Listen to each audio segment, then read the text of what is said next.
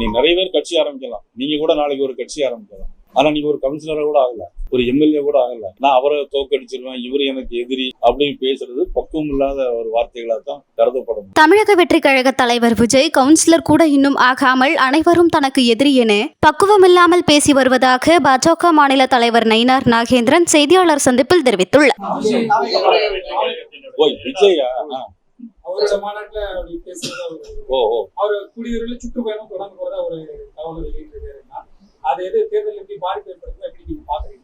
யாருடைய சுற்றுப்பயணமும் தேசிய ஜனநாயக கூட்டணியை ஒண்ணுமே செய்ய முடியாது.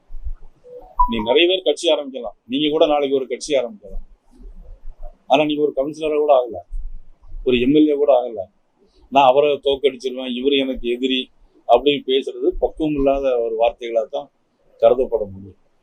பாஜக 330 நாடாளுமன்ற உறுப்பினர் உண்டு, பெரிய கட்சி. உலகத்திலே மிகப்பெரிய ஒரு தலைவர் நரேந்திர மோடி அவர்கள் இன்னைக்கு 1300 எம்எல்ஏக்கள் மேல இருக்கிறாங்க. இங்க ஒரு ஆள் ஒரு சின்ன இன்னைக்கு ஒரு மாநாடம் மட்டும் போட்டுட்டு எனக்கு எதிரி அப்படிலாம் சொன்னா அதை எப்படி ஏற்றுக்கொள்ள முடியும்? கூட்டணி ஒரு 8 மாசம் இருக்கு. நிறைய கட்சிகள் கூட்டணி சேருவாங்க.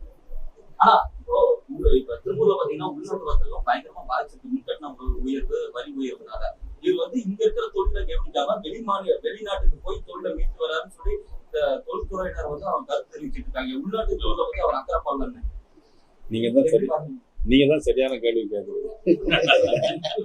உண்மையில் நல்ல கேள்வி.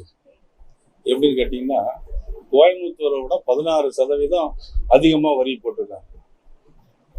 மின் கட்டண உயர்வு இவ்வளவு வருஷத்துக்கு 6% டாரிஃப்ல டெபாசிட் வேற கட்ட வேண்டியது. சொத்து வரி உயர்வு 300% மேல இருக்கு. ஆனா முதலமைச்சர் என்ன செய்யலாம், என்ன செஞ்சிருக்கணும்?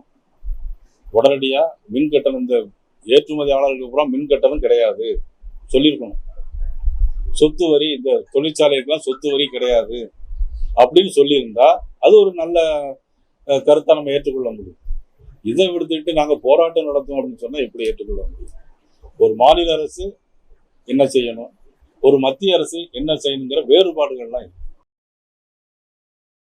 செய்திகளை உள்ளது உள்ளபடி தெரிந்து கொள்ள ரெஃப்ளெக்ட் நியூஸை சப்ஸ்கிரைப் பண்ணுங்க.